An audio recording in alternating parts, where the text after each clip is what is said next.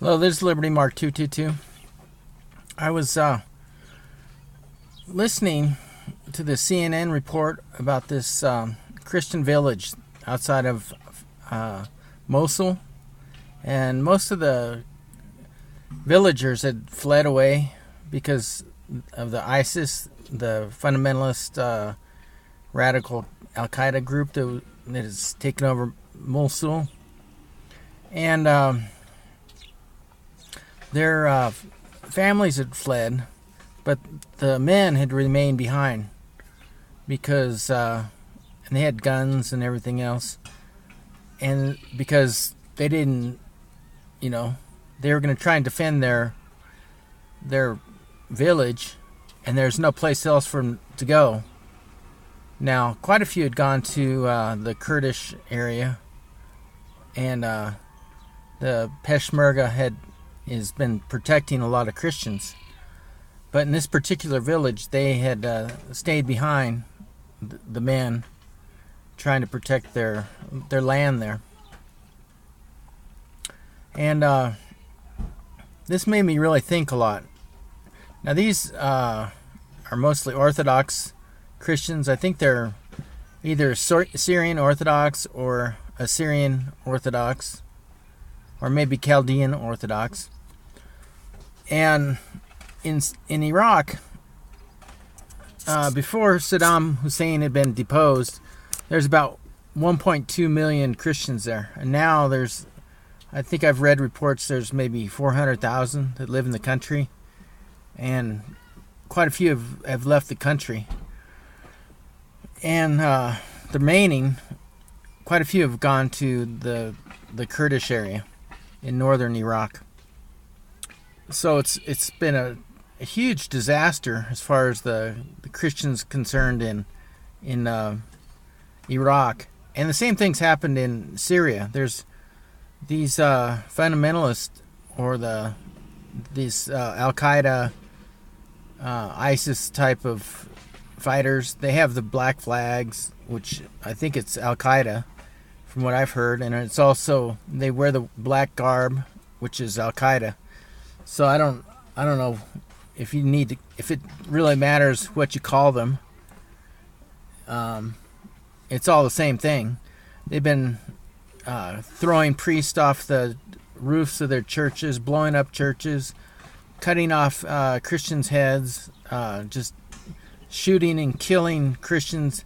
I watched a video where they're just going up behind cars and shooting and killing people.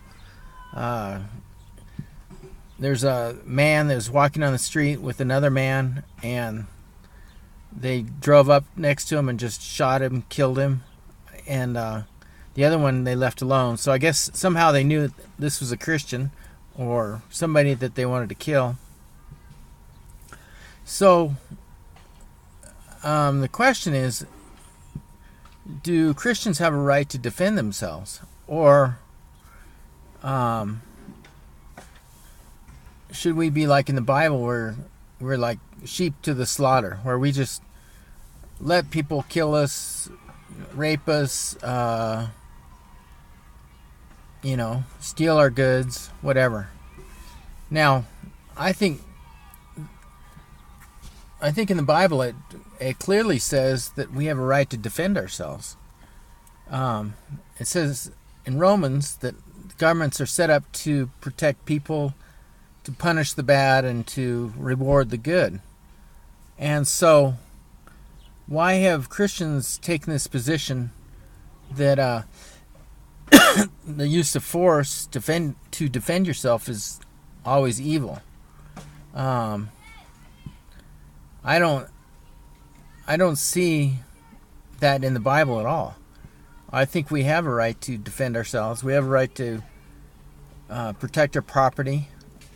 And when our property is not secure, when our lives are not secure, we have a right to, I guess, move to an area where it is secure, to have our rights, to fight for our rights. Not that that's the most important thing in the world. I mean, the most important thing is the kingdom of God. Now, if we lose our property and our lives for the kingdom of God, that's much more valuable than that property or our lives even. If we give our lives up as a testimony for Christ, we've gained everything. But in a sense also, the people like to divide the Old Testament from the New Testament. They like to say, oh, well, God, I don't do this, right? But they say that God was a God of vengeance and judgment in the Old Testament, and he's a God of grace and love in the New Testament. But that's not, how can we say that God's changed that way? That's ridiculous. God is the same yesterday, today, and forever. God said his name is I am who I am, which means he existed from eternity, and he will exist forever. So to say that God changed is that's not true. The same God that destroyed the world except for 8 people in Noah's flood is the same God represented by Jesus Christ, who died on the cross. And so the same God that says, for God so loved the world that he gave his only begotten Son, also said that all authority in heaven and earth has been given to Christ, and that he will judge the world, that he's going to be on a throne judging every person in the world. And so,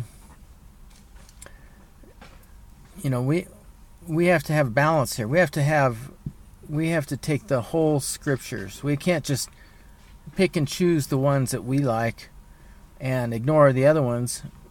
Not that I love all scriptures. All scriptures point to who God is and his character and his justice. I don't have a problem with God judging the world. I have a problem with unjust people judging the world, unjust people taking advantage of the poor and the needy.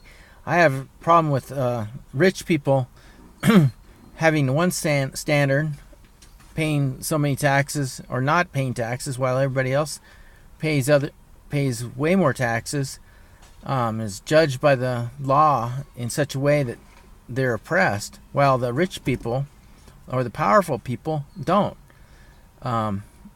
So I don't have a problem with God judging. I love God judging. He's the only person that could judge correctly. He's the only one that is not corrupted by money or power or politics. He's the true God that is the everlasting God, and he loves every one of us. He's motivated by love, and he is motivated by mercy and judgment, and to me that's a wonderful thing. I love that. I feel sad that people don't accept him. They don't love God's ways. They don't love who he is. They think God is unjust. They think God is evil for that he's killing people, and when it's the exact opposite. He's made a way for people to live. All men have died because of their sin. It says all men have sinned and come short of the glory of God in Romans. But God sent his only Son to save the world. Now, what else could God do? He's just. He's merciful. He's provided a way for man. But unfortunately, man does not want to listen. Mankind mostly does not want to hear anything about God. Men want to do their own thing. They want to. It says in John that man loves evil. They love the darkness rather than the light. That's why they don't come into the light. So, even me as a Christian, I've done evil things. I've done things I'm ashamed of, and I'm it's hard to deal with. It's hard to deal with the evil things in my heart. But God, in His justice, in His mercy, He's provided a way for us. His Son, He says He can uphold us with His right hand. So I'm trusting in that, and I'm believing in God for that. So anyway, this is my little synopsis on Christians defending themselves. This is Liberty Mark 222. Thanks.